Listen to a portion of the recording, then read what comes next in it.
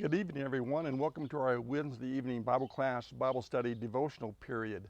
As some of you might have known, Lori and I have been out of town for about a week. We've been out camping, and so we have been out of connection with the various news and things that have been going on around for about a week. We've had moments where we've been able to get on the internet through our smartphones and so forth, but other than that, we haven't been able to see a lot of news, which was really a welcome relief for the times in which we live.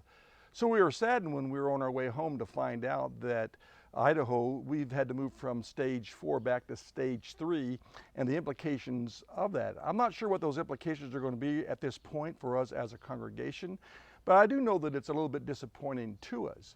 To say the least, we are living in some very strange and obviously difficult times, certainly challenging times. Our way of life and the normality of it is just different from what we have experienced in the past. However, there are some good things that could come from this. Certainly it should draw us closer together to God, and hopefully it'll draw us closer together with one another, and we'll learn to have more maybe of appreciation of the things that we have enjoyed in the past that maybe we have taken for granted in the past.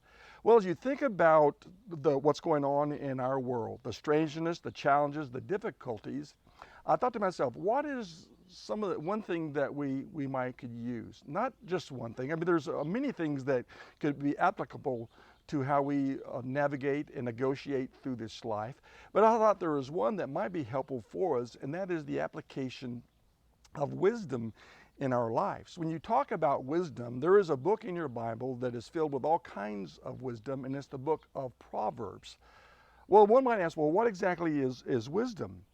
Well, wisdom is the ability to apply knowledge of what is true and right, coupled with just judgment in applying those things to our lives. So it's just the application of knowledge to what's going on in our lives. However, a fool, on the other hand, is one who lacks judgment in understanding what is true and right. And even if they know what is true and right, they choose to go their own way. Well, in the book of Proverbs, it contains divine wisdom that I believe relates to every circumstance and relationship in life. When it comes down to relationships, it may have to do with family or friends or those that we work with or those that we just interact with on a regular basis. Then, of course, there are the circumstances of life, whether you're talking about the political environment, whether you're talking about the racial environment, or whether we are talking about this pandemic that we're going through, or just the various circumstances that we find going through our just daily lives within our families. Wisdom is something that is certainly applicable to what's going on in life. Well, as New Testament Christians, Ephesians, the 5th chapter, talks about the application of wisdom or being wise. Beginning in verse 15, he says, "Therefore be careful how you walk, not as unwise men, but wise men, making the most of your time, because the days are evil." Well, the days were evil back in Paul's day, but I'm here to say to you this evening that the days can be evil even in our day. And so we need to apply wisdom. Listen to verse 16, "Making the most of your time, because the days are evil. So then, do not be foolish, but understand what the will of the Lord is." So it's important that we know what the will of the Lord is in our lives and that we make the application of those things in our lives. In the book of Proverbs, I believe, is just a great place to begin. So if you open your Bibles to the book of Proverbs, we're going to begin in chapter 1. When you talk about wisdom and it benefiting us as Christians, well, the same wisdom that was applicable under the Old Testament is applicable under the New Testament as well. For example, our relationship with God, we learn from Proverbs that true wisdom is one that recognizes the need for the fear of the Lord. You might be thinking that's a strange place to start, but unless we have a healthy fear of the Lord, then we're going to find it very difficult to live life as Christians, as followers of God. In Proverbs, the 1st chapter and verse 7, almost right out of the chute, the writer of Proverbs says this, "The fear of the Lord is the beginning of knowledge. Fools despise wisdom and instruction." So he says the fear of the Lord is the beginning of all knowledge. So what is this fear? Well, the word fear can be taken in a number of ways. One, when you talk about fear, you could be talking about a trembling or a terrifying emotion that we might experience when it comes to who God is, what He is capable of. God is capable of blessing us with the abundant life and good things But God is also very capable of judgment, and it being a harsh judgment or a harsh punishment. And so the fear of the Lord is the beginning of good knowledge. On the other hand, there is a fear that has to do with respect or with reverence or being in awe of God, again, because of what he can do in a positive way, but also what he can do in a negative way. So the writer of Proverbs begins by saying the fear of the Lord is the beginning of all knowledge, but fools despise wisdom and instruction. They hear it, they know it, but they just are not going to do it. And so we begin by talking about this idea of fearing the Lord, and it's described in Proverbs. So what's the value of fearing the Lord? Well, number one, it prolongs life. Proverbs 10 and verse 27 really gives us some really great clues about this. Listen to what he says. Proverbs 10 and verse 27. The fear of the Lord prolongs life, but the years of the wicked will be shortened. I thought that, to me, that is really interesting when you think about it. Because the fear of the Lord prolongs life. How does it prolong life? Well, it prolongs life because it helps us to negotiate through life and keeps us from involving ourselves in evil. Proverbs, the 16th chapter, in verse 6, listen to what it says. Proverbs 16 and verse 6. By loving kindness and truth and inequity is atoned for, and by the fear of the Lord one keeps away from evil. Look at chapter 19 and verse 23. Chapter 19 and verse 23. The fear of the Lord leads to life so that one may sleep unsatisfied, untouched by evil. And so he says that, listen, when we fear the Lord, it'll keep us away from evil. That will prolong our life, and we will sleep in a satisfied kind of way. A person who is involved in evil has to sleep with one eye opened. You're not able to sleep at night because of evil that surrounds you or because of sin that might surround you. Or the idea that there is an adversary or an enemy that is out there, and so you have to sleep with one eye opened. Well, the writer of Proverbs says when you apply wisdom correctly, then part of wisdom is to fear the Lord because it will keep us from getting involved in evil. Fools, they despise instruction and wisdom. But a wise person, they're one who listens to what is being said. People oftentimes shorten their lives due to wickedness. Let me give you an example of what I am talking about. There are so many that I could give you, but let me give you one. Let's take, for instance, STDs, sexually transmitted disease. Do you know that in the United States, listen, in the United States, more than 60 million people are currently infected by an incurable STD. And not only that, but 15 million new cases or new people will be infected by one or more STDs this year. That's incredible when you think about it. That is incurable. And not only that, globally speaking, 7 million people die every year because of a sexually transmitted disease. You see, that life is going to be shortened because of that. And not only is it just the physicality of it, there is the emotional turmoil that takes place as well. The self-loathing that possibly could come, the result of guilt or anguish or anxiety about what one has done with their lives, regret that is there. But what if they had followed the will of the Lord? What if they had done what God says, where God confines sensuality or sexuality in a way that is healthy, and that's within the marriage bond or the marriage bed. Over in Hebrews, the 13th chapter and verse 4, there it says, "Let marriage be held in honor among all. Let the marriage bed be undefiled, for fornicators and adulterers God will judge." I mean, think of what he's saying. God says, listen, within the confines that I have given, if you'll do what I say, then life will be good and your life will be blessed and it'll be honorable. But if you don't, then there's going to be a judgment that comes, certainly in the hereafter, but possibly even in the here and now where we violate certain kinds of things. The result of this is going to be is that we're going to find life to be very difficult. And not only that, possibly even shortened, but a person who fears the Lord, he says, he prolongs life. Life goes further when we correct our behavior. We could be spared from a lot of terrible things in life if we just listen to what God has to say to us. Secondly, it increases the quality of life. Look at Proverbs 22. Proverbs 22 and verse 4. The reward of humility and the fear of the Lord are riches, honor, and life. Did you hear what he said?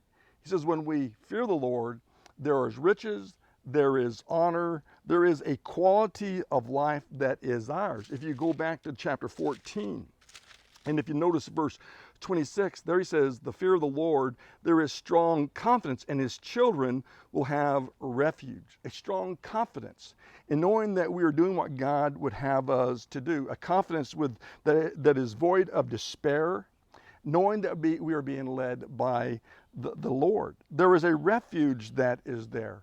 In troublesome times, when times get hard, then there's someone to go to. God is called our refuge. God is called our fortress.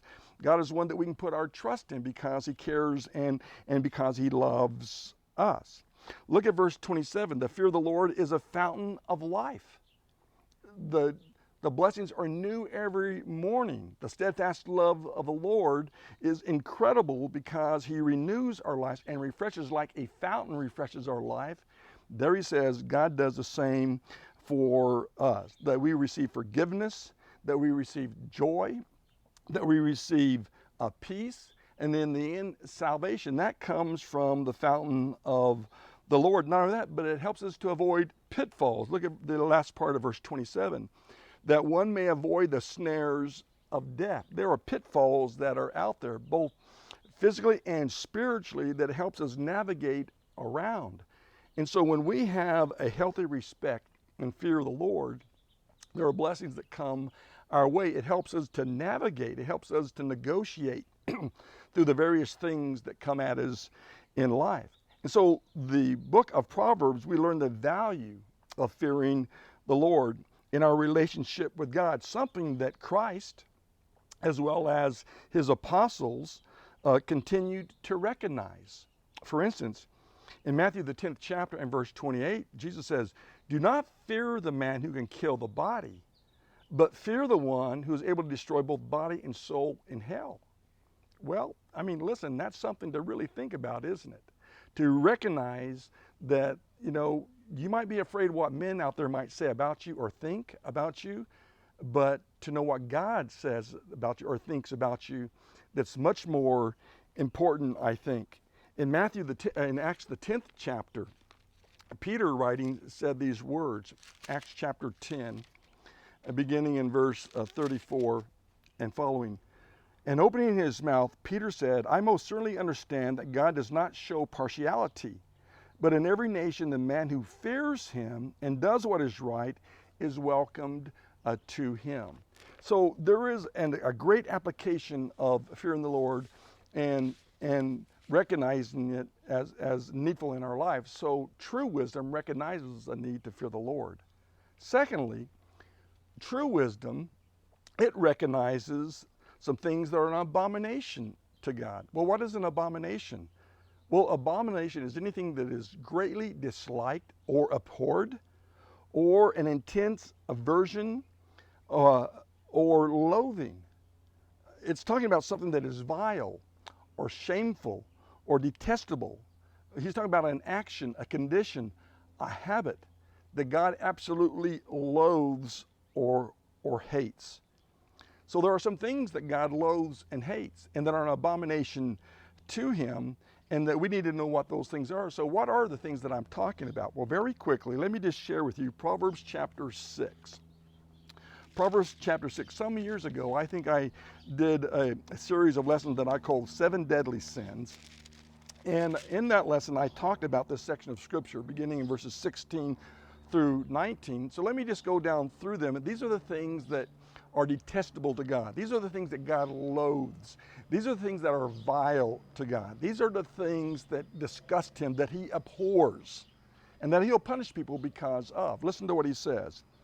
There are 6 things which the Lord hates, yes, 7 which are an abomination to him: proud eyes, a lying tongue, hands that shed innocent blood, a heart that devises wicked plans, feet that run rapidly to evil, a false witness who utters lies, and one who spreads strife among brothers. In the Proverbs, after each of those statements there, or those 7 deadly sins or abominations, there's a proverb that can be connected to them, but because of time, I'm not going to do it. I'm just going to do that. I'm just going to kind of go down through these lists of abominations and just quickly state them and make a few remarks about them. The first one is this, is a proud look. Proverbs 16 verse 5 says, everyone who has a proud heart is an abomination to the Lord. A proud heart is one that thinks that they have lifted themselves up by their own bootstraps because of their abilities, because of their education, because of their status, whatever it might be. I think one of the things that we suffer with as a nation is that of pridefulness. I think we've become very prideful as a nation. You know, we are one of the greatest nations on the face of the planet. We are a first world country. We have been for a number of years, but our history is only 300 years old. You know, that's very young for a civilization or for a nation to exist. And to think that we've got here all on our own without the need of God or the help of God is just foolish. And it's prideful for us to think that way. If you look at some of the things that we're doing today in our nation, you know that they must be vile and an abomination. In fact, some of them I'm going to be talking about here in just a moment, but there is a pridefulness that is there. I hope we have not gone too far.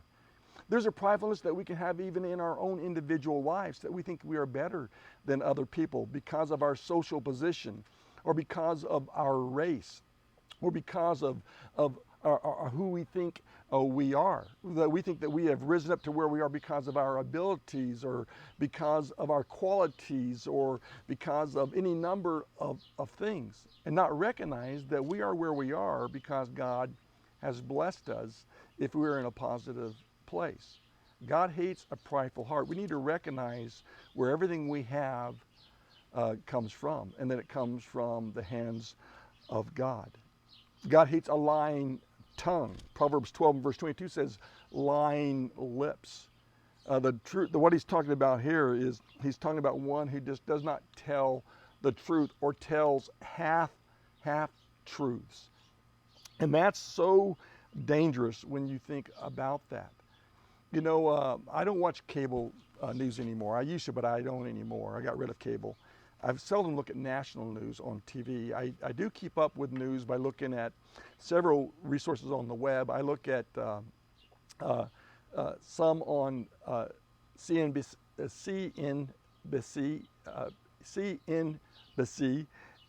MSN, and Fox News. And I'm here to tell you that those guys, you know, they all have an agenda to some degree. And they only tell you the truth that they want you to hear. They don't always tell you everything that is there. And in a way, it's not helpful to us.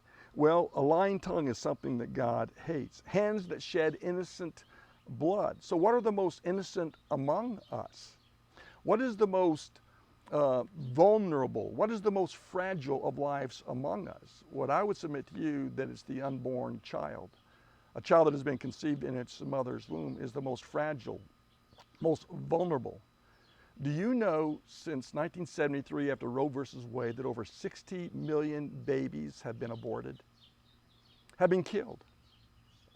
For whatever reason, they have been killed. Innocent lives, innocent blood that has been shed. Do you think that there are not going to be consequences for that? A heart that devises wicked plans. A heart that just thinks about wickedness and what's the next thing they can do that is evil. Feet that are swift in running to evil, that is, quick to do evil rather than that which is good. I mean, think about that. Look at what's going on around us. Look at the rioting and the looting, and look how people are quick to run to those things. Not everyone, maybe just a small part of our society, but nevertheless, it's there, and you see it, and it saddens us, and it's heartbreaking to watch that go on in one of the greatest nations in the world, and yet we see people who are quick to run towards evil. False witnesses who speak lies, that is, to pervert justice. One who sows discord among brethren. We can look at the world around us and we can see a lot of discord, but that discord can find itself even within the body of believers. We come from various political backgrounds. Within our congregation, we have various political ideologies and so forth. That can hurt us. We have racial tensions within the church that can hurt us. This pandemic, it's a small virus. It's 100 nanometers in size, 75% smaller than a red blood cell, and yet that small virus can divide us. So we need to be careful that we're not sowing discord among the brethren. Let me caution you about something. I haven't always been on Facebook, but since this pandemic, I've really got on Facebook quite a bit. And I have to tell you that Facebook, there's a lot of really good things comes from it. A lot of good things, but there's some really bad things can come from it as well. So I just want to caution you to be careful what you post on Facebook. Today, it's going to become a historical narrative. They're going to be able to publish the things that you post on there now, the pictures that you do. So be very careful about what you say on Facebook or what you post on Facebook. Remember who you are, that you are a Christian, that you're to be the light of the world, that you're to be the salt of the earth, that you're to say things and speak things that are wholesome. So be very careful about what you post on Facebook and say about other people or to one another. Well, there's a bunch of other things that I could share with you that are an abomination to the Lord, but I think it begins with just a healthy view of God. And so I hope that you'll consider some of these thoughts that I've shared with you, that when we have a fear of the Lord in our hearts, we will make sure that we do that which is true and that which is right, and that we'll couple it with that which is just and justice, and that we'll act accordingly as we apply it to our lives, that we'll recognize that there are some things that the Lord hates. I've just went down through a small list of those things, that we are careful about how we treat others who are around us. So may God bless you with this lesson. Listen, I miss you all so much. I miss being able to see your faces. I know you see my face, and you see Clint's and Jared's and the elders from time to time. But we all really miss you. And we long for that day when we can get back together with one another and be able to worship with one another, and that we'll be able to do so without a bunch of protocols in our lives. Listen, may God bless you. May God keep you safe and watch after you. Take care of yourselves. Again, I love you. God bless you in every way.